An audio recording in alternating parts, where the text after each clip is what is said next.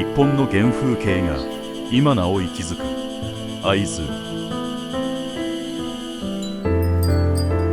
幾重もの時を重ねた郷土の営みがそこにあります。遠い日の日本を映す会津の旅へ皆様をお連れいたします。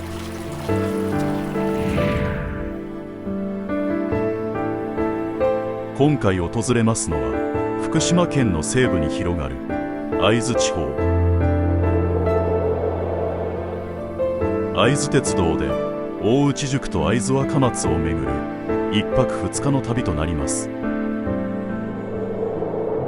旅の始まりは東武鉄道浅草駅。それでは早速日本の原風景を求め旅立つことといたしましょう。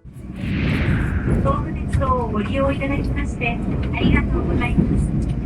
この電車は特急リバティ会津100地方会津田島行き。ご覧いただいているのは東京浅草を出発した東武鉄道リバティ会津からの車窓です。列車は南会津の玄関口会津田島に向け関東平野を北へ北へと駆け抜けて行きます。やがて車窓の先に関東平野の北限に連なる日光の山々が見えてきます。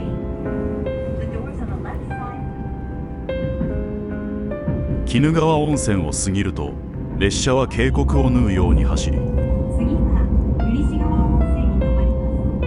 一ノ久との国境となる深い山並みを越えて行きます。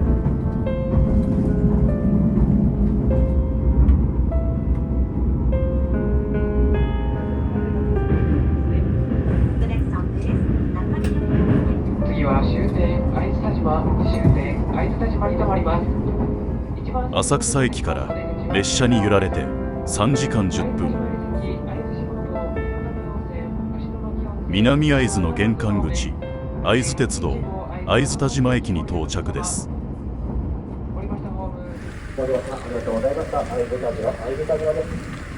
各駅停車会津若松行きご利用のお客様は前方旅客通路を渡りまして4番線にご乗車ください。ここから会津寺をゆったり巡るローカル線の旅が始まります。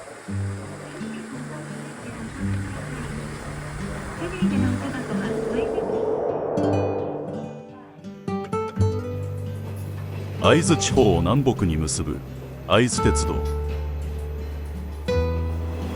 沿線にはかやぶき屋根の宿場町大内宿や山あいの静かな温泉地など、どこか懐かしい日本の風景が点在しております。ローカル線ならではの穏やかな時間に身を委ねながらのどかな会津寺を巡って行きましょう。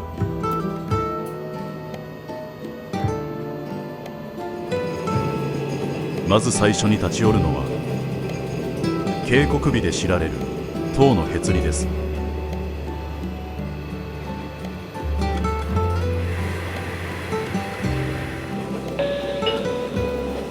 まもなく塔のへつり、塔のへつりです。降り口は右側です。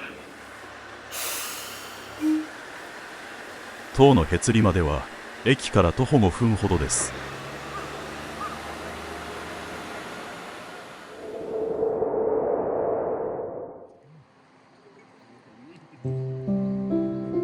奇岩怪石がまるで塔のように連なる景勝地塔のへつり。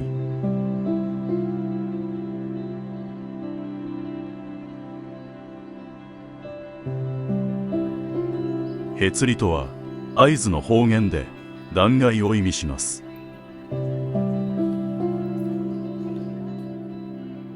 悠久の時をかけ川の流れと風雨に削られた岩壁はまるで自然が作り上げた彫刻のようです。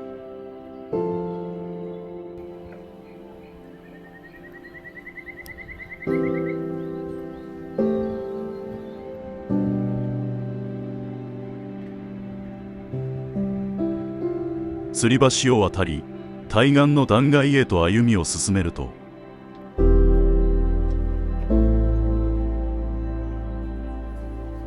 祈りの後を今に伝える石積みが姿を現します。自然の造形と信仰の歴史が息づく神秘的な場所でした。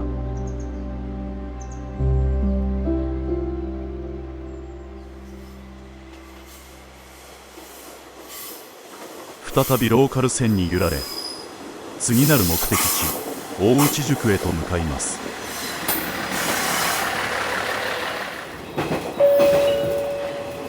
ご乗車ありがとうございました。まもなく湯布谷温泉です。降り口は左側です。当のへつり駅から会津鉄道で一駅、大内宿の玄関口湯の神温泉駅へ降り立ちます。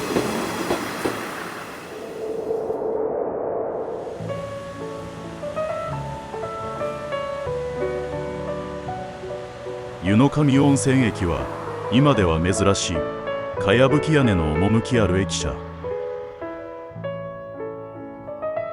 重厚なかやぶきと木造の佇まいは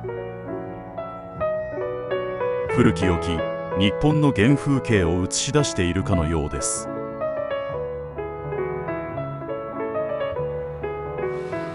どこか懐かしい駅舎内には小さなカフェがあり、旅人たちの憩いの場となっています。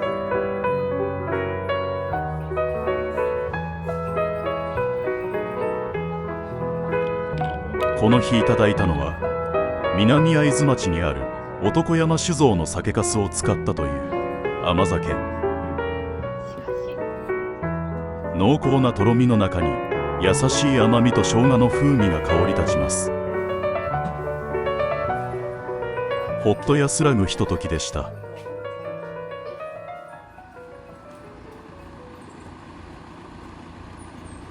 シャトルバスに乗り大内宿へと旅を進めましょう。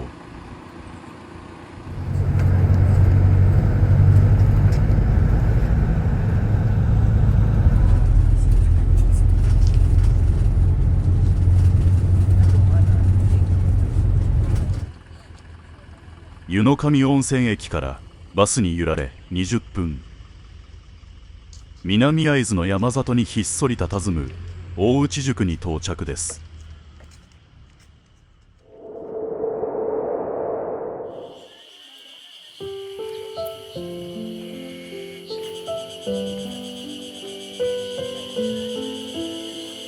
今なお江戸時代の面影を色濃く残す宿場町大内宿。およそ450メートルにわたる街道沿いにはかやぶき屋根の民家が整然と軒を連ねています。かつてこの地は会津若松と日光を結ぶ会津西街道の宿場町として大いに栄えました。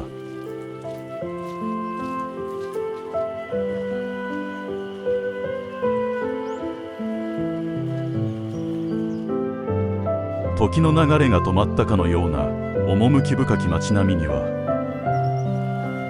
日本の原風景が今も大切に受け継がれています。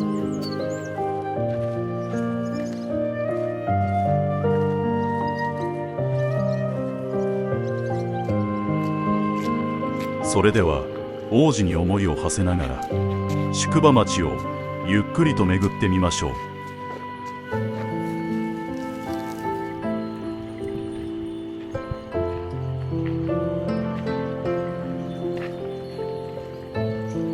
保存活動によって守られてきたかやぶき屋根の家々は今では土産物店や食事処として親しまれております。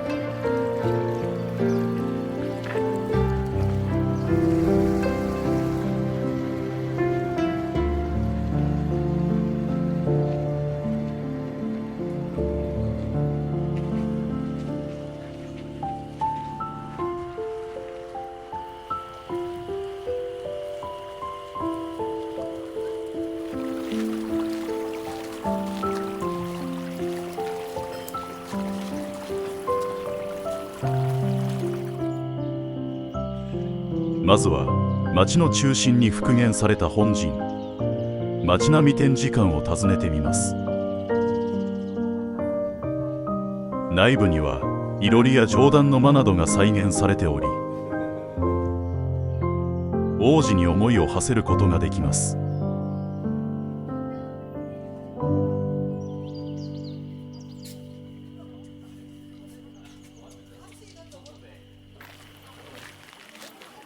お昼時、評判のお蕎麦屋さんを訪ねます。宿場町の中ほどに佇む山本屋。築に150年を超えるかやぶき民家を利用した蕎麦処です。いただいたのは名物天然くるみそばをはじめ、郷土の味覚が並ぶ晴れの肥前。地元南会津産のそばを石臼でひき手打ちしたという戸市そば。希少な鬼ぐるみを丁寧にすりつぶしたペーストにだしを加えたつけ汁でいただきます。昔からお正月や祝いの席で親しまれてきた郷土の味。くるみの濃厚なうまみとそば本来の風味が引き立て合う滋味深い一品です。よもぎとえごまが入った手作りの刺身こんにゃく。滑らかな舌触りとみずみずしい味わいが格別で忘れがたい味わいとなりました。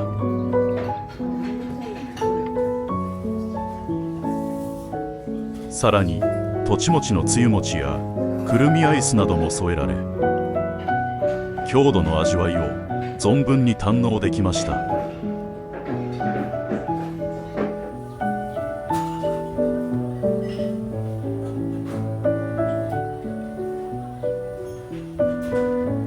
お昼のひとときを過ごした後はもうしばらく大内宿を散策してみましょう。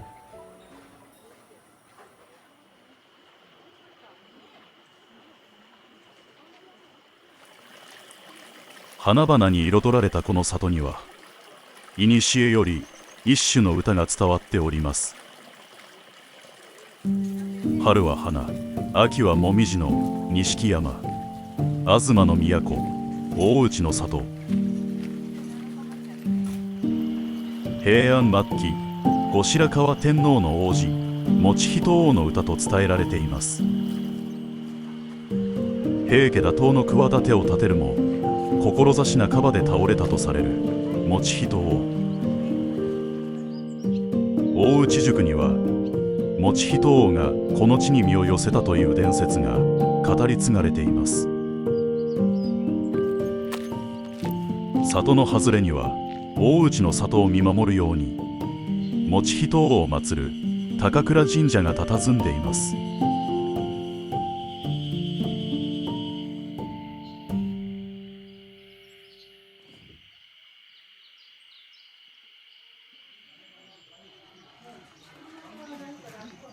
散策を終えバスの時間まで一息つくことにいたしましょう。立ち寄ったのは大内宿の入り口にある分家玉屋。かやぶき屋根の民家を改装した古民家カフェです。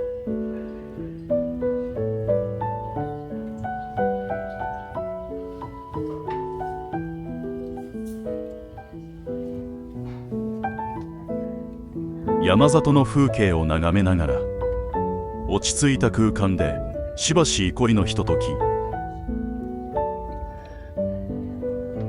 ほのかな酸味と豊かなコクのコーヒー、濃厚なチーズケーキ、心ほどける贅沢な時間です。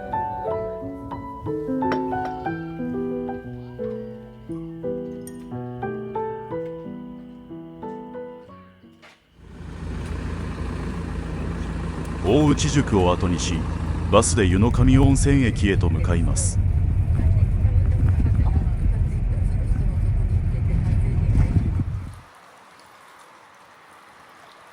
今宵は湯の神温泉の民宿に宿を取ります。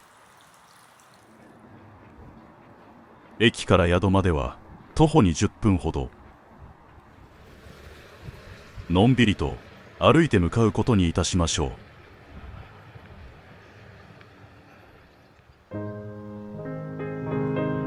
今宵お世話になる温泉民宿沼袋。清潔感のある心地よいお部屋が迎えてくれました。まずは自慢の貸し切り温泉で旅の疲れを癒します。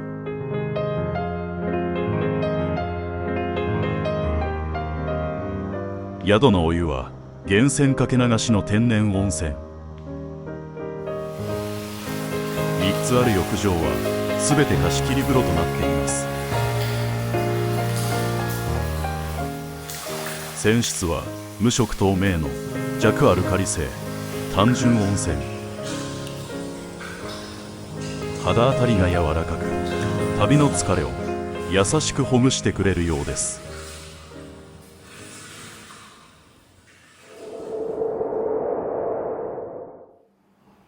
湯に癒された後は広間でいただく夕げの時間。食卓には心のこもった郷土料理が並びます。小鉢には地元の山の恵み、わらびやうどの山菜料理が添えられます。丁寧な味付けが山菜の魅力を引き立てています。今宵の酒は会津酒造の荒走り。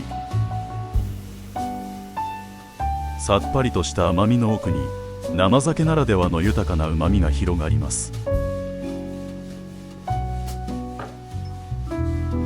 こちらは海のない会津で親しまれてきた磨きにし。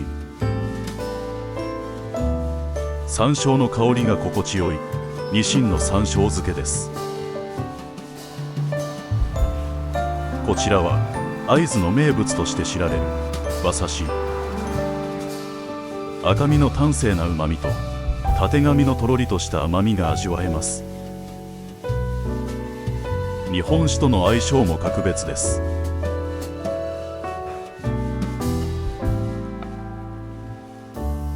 熱々ホクホクのイワナの塩焼き。骨まで柔らかく絶妙な塩加減がうまみを引き立てています。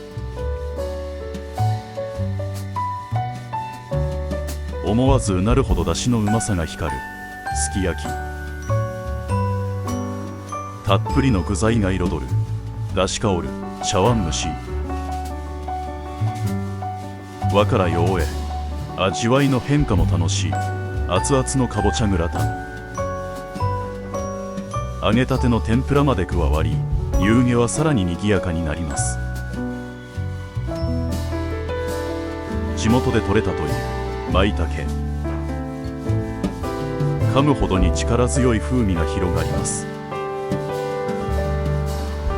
締めにいただくのはわらびが添えられた山菜そば。しっかりとしたコシと滑らかな喉越しが心地よい一杯です。一品一品に丁寧な心遣いが感じられた夕げ。会津の郷土の味わいを存分に堪能できた満ち足りた夜のひとときでした。貸し切り露天風呂に浸かり一日を締めくくります。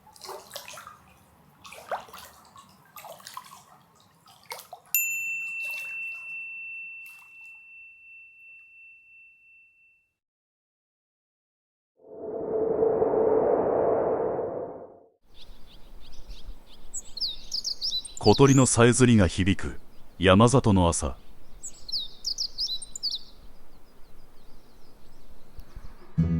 再び湯の神温泉駅から会津鉄道の旅へと戻ります。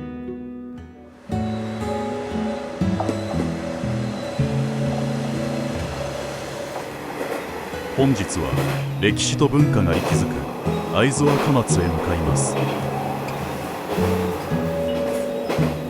まもなく甘谷です。お出口は右側です。しばらくすると列車は山あいを抜け会津盆地へと入って行きます。田植えが始まった田園風景が続き、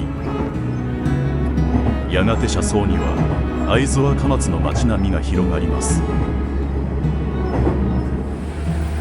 列車に揺られ30分、会津若松の玄関口として栄えた七日町に到着です。ここから周遊バスで巡る会津若松の散策の始まりです。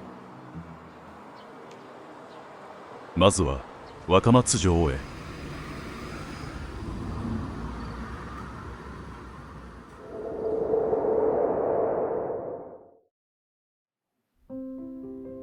会津藩の面影を色濃く残す城下町会津若松。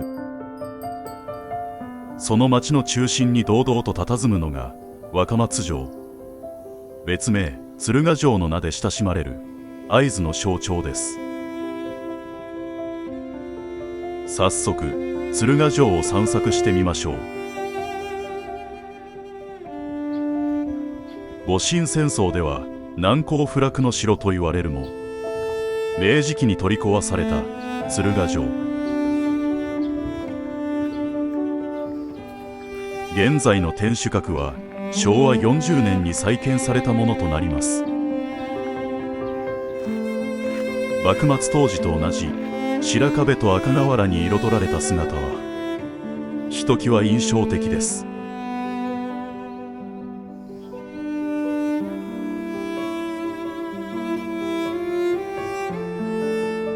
天守閣に登れば赤瓦の先に会津若松の町を一望することができます。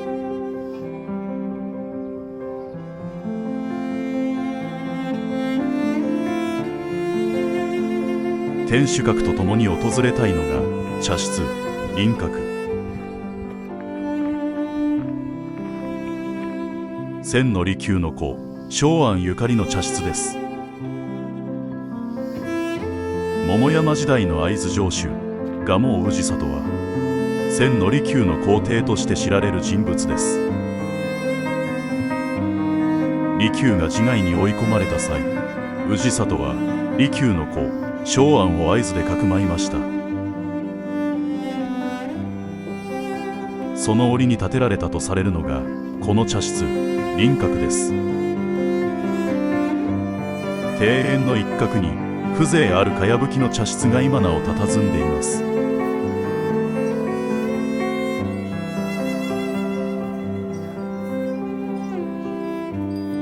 こちらでは天守閣を眺めながらお抹茶をいただくことができます。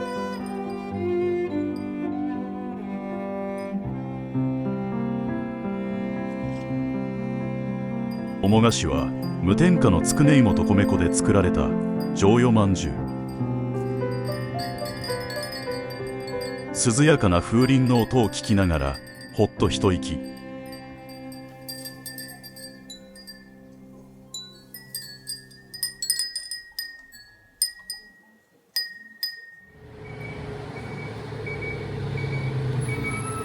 再び周遊バスに乗りお薬園へと向かいます。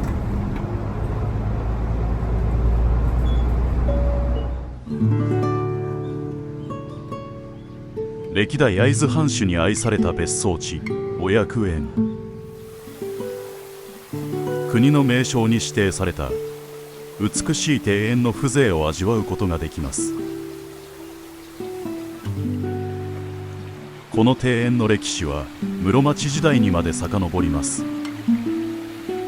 当初会津領主芦名氏の別荘として始まり、江戸時代に会津藩主星名正幸により大名庭園として整えられました。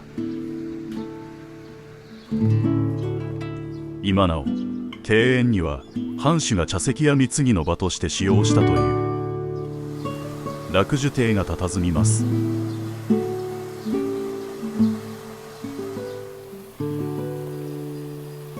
また藩主が急速に利用したというのが池端に佇むお茶屋御殿です。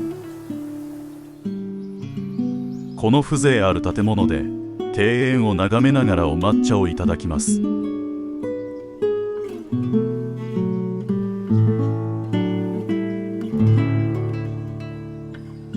面菓子は800年の歴史を持つという会津メーカー五郎兵衛飴。歴代藩主も眺めた庭園を前にしばし憩いのひとときです。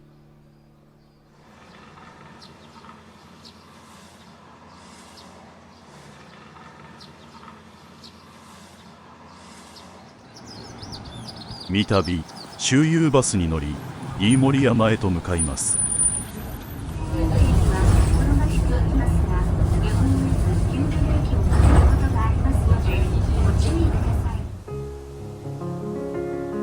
白虎隊の忠義と悲運の物語の地飯盛山。戊辰戦争の折少年たちで構成された白虎隊に10名は退却してきたこの地で煙に包まれた鶴ヶ城を見落城したと思い込みました。そして主君への忠義を胸に自尽したと伝えられています。白虎隊19士の御前に線香を備え静かに手を合わせます。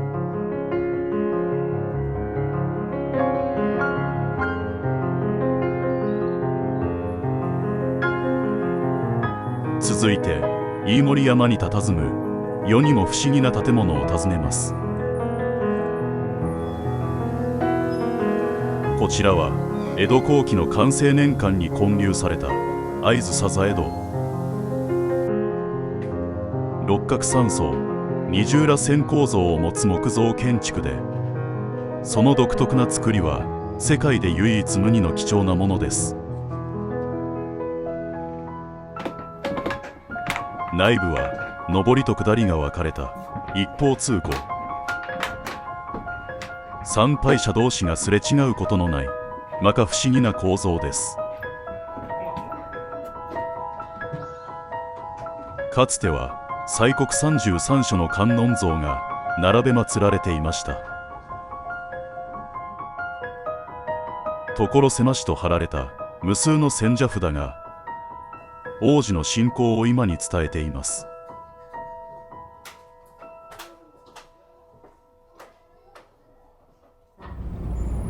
七日町白木屋前、七日町白木屋前でございます。旅の最後に会津の郷土料理味噌田楽をいただきます。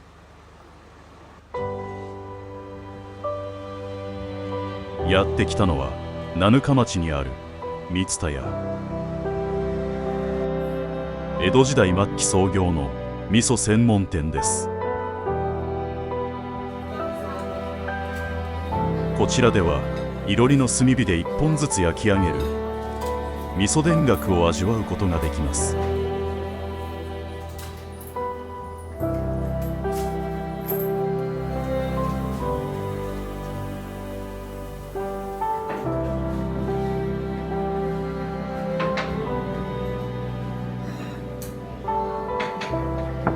旅の締めくくりにまずは一杯。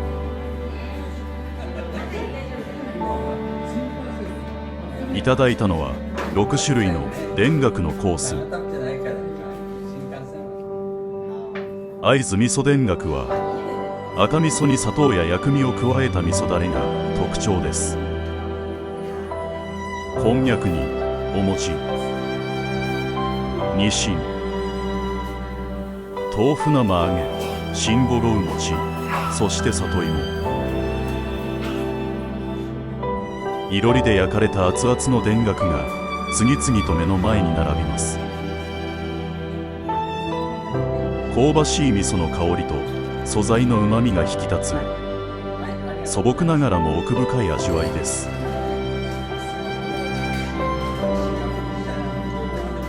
会津の風景を心に刻み旅を結びます。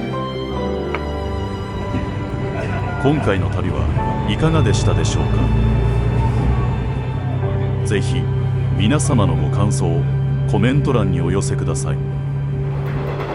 チャンネル登録、高評価をいただけますと大変励みとなります。